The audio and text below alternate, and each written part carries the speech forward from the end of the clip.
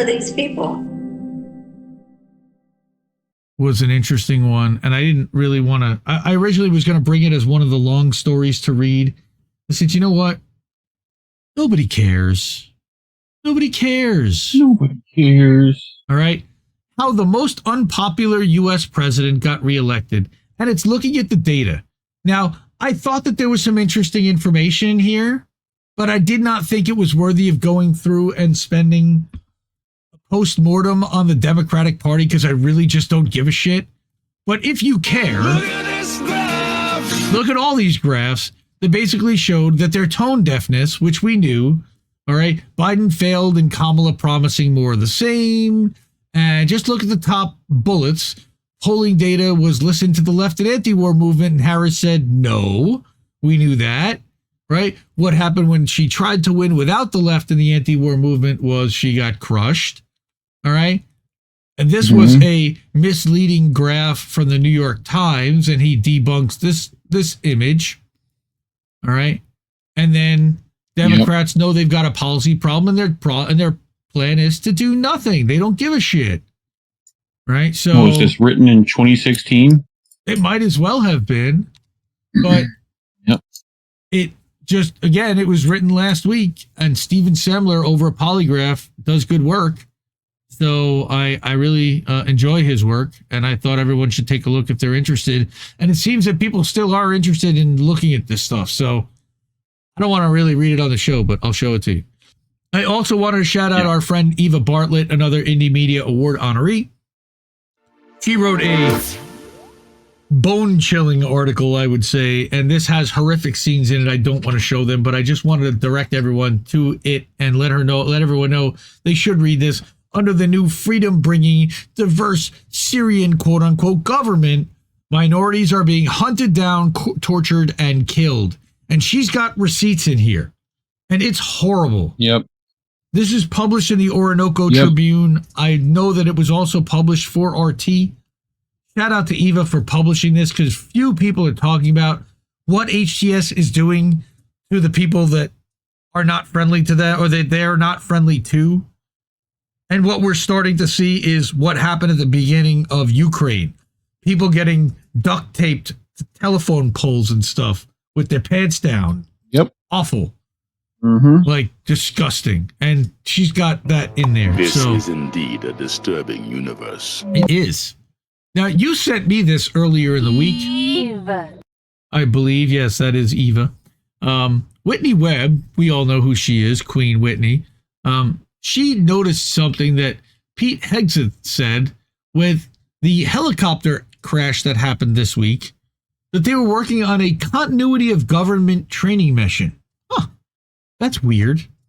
So she says, here's a primer on what top national security officials mean when they say continuity of government. And I didn't link to it, but I'm going to link to it now. This is a 5-year-old article where she talked about COG, and that it doesn't necessarily have to be like the death of certain political people that force a continuity of government plan. It can even be triggered by popular nonviolent opposition to a war abroad, an unpopular war. That it exists solely to keep the current system in place regardless of the cost. So I'll link this too. I thought this was fascinating that she linked it and thought it was important to discuss what continuity of government really means and the kind of exercises that they pull. I brought an article from Common Dreams. Again, not going to go through the whole thing, but this is a newer person who's writing for them. Quote, the oligarchy is thrilled because Trump removed NLRB general counsel and Democratic board member.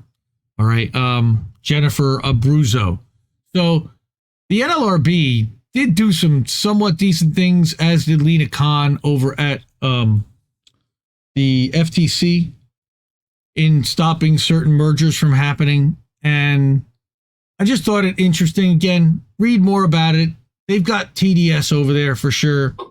So look at it with that lens, but by all means, that's not good for workers. And they're going to be stripping a lot of the stuff that the Biden administration did to protect workers because they don't give a shit about workers here.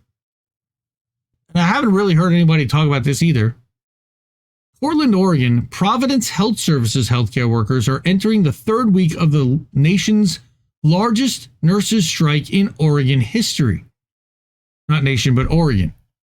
Nearly 5,000 nurses, physicians, clinicians, midwives, and other medical professionals from 8 Portland area hospitals are demanding decent healthcare benefits, safe staffing, competitive wages, and the hiring of more caregivers.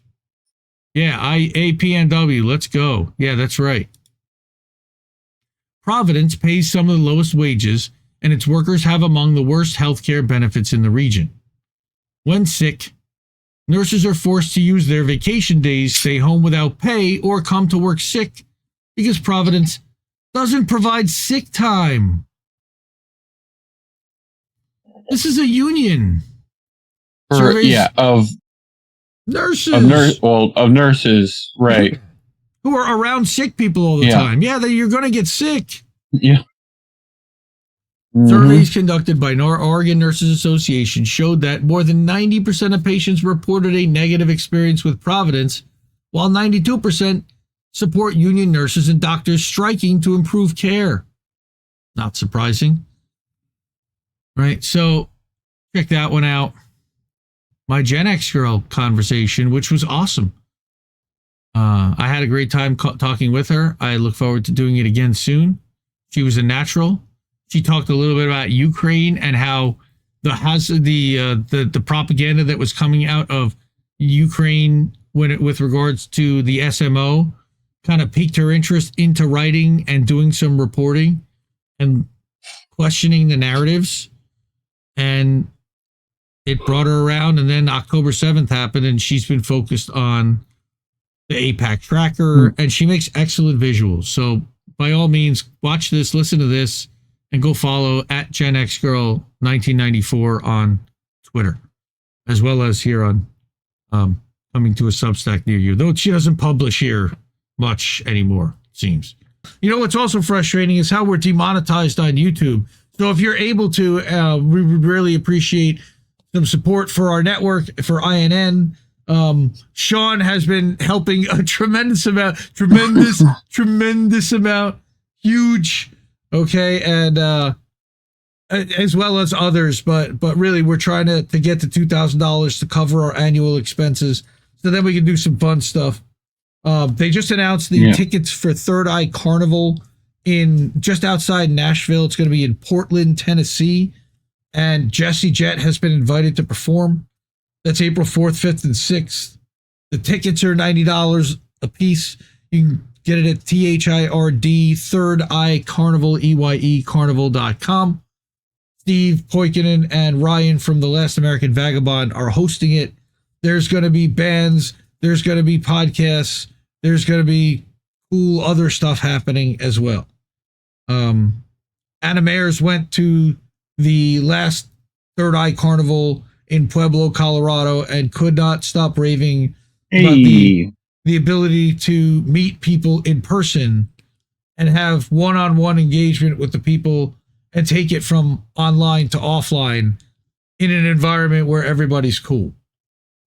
So I think that's a really cool thing to do. Everybody's awesome. I want to be able to help Jesse out and send him there and get him to be a part of that, because that would be really cool to do, like a live American tradition or something. I don't know how we would pull that off, because I'm certainly not going to go.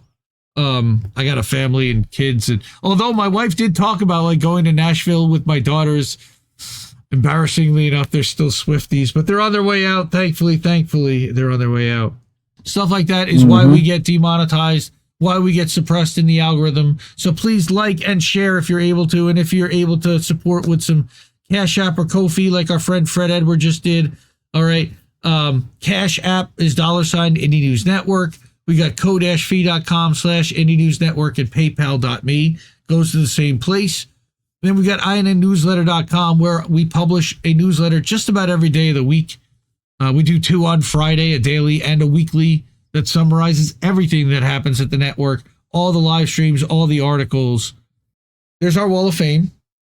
Our supporters, they're the best. Love you so much. Thank you so much. Everyone that can do so.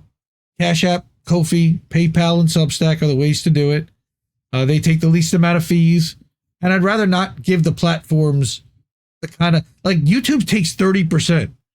Rumble takes 50% on Rumble rants. Like, don't give them that kind of money. If you want to support the stream, that's great. Do that, please. Try to do it one of those ways if you can. Tip your content creators if you're able to. And most of the people here have. We actually put out a tweet thanking our top tippers from January. I got an email from Ko-fi that said, hey, look at these amazing people that supported your network and your channel the last 30, 90 days. And it's most of the people in here. Damn high. Yep. So big thank you to Sean, the Accord Lord. We're going to do something really nice for him. He's amazing. Stepped up in January, really helped us out. So we're going to make he's going to bake you a cake. No, we're gonna bake him a playlist for a Friday night clip show is what we're gonna do, and let him pick his favorite Jesse Jet song. So he's gonna get to do that, and I think that's a cool way to kind of honor It's a piece of cake to make some of the supporters.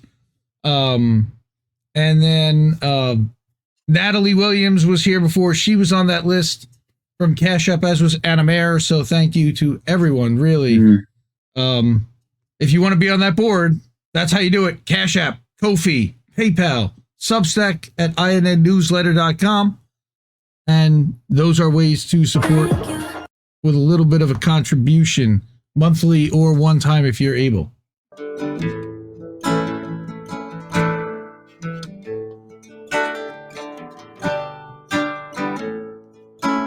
Can keep giving us nothing and think we're bluffing about coming for your heads. Why play civil if you won't listen to 50,000 dead?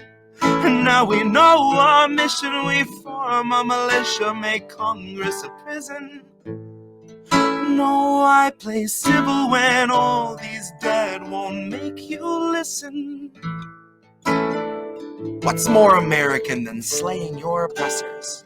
What's more American than liberty or death first? God, I thought we were founded on abolishing the tyranny of those who would starve a village all to live empirically. And I regret that I have only one life to give for my cause now that I can see the cause so clearly. See, I want our leaders, regardless of party, to fear me.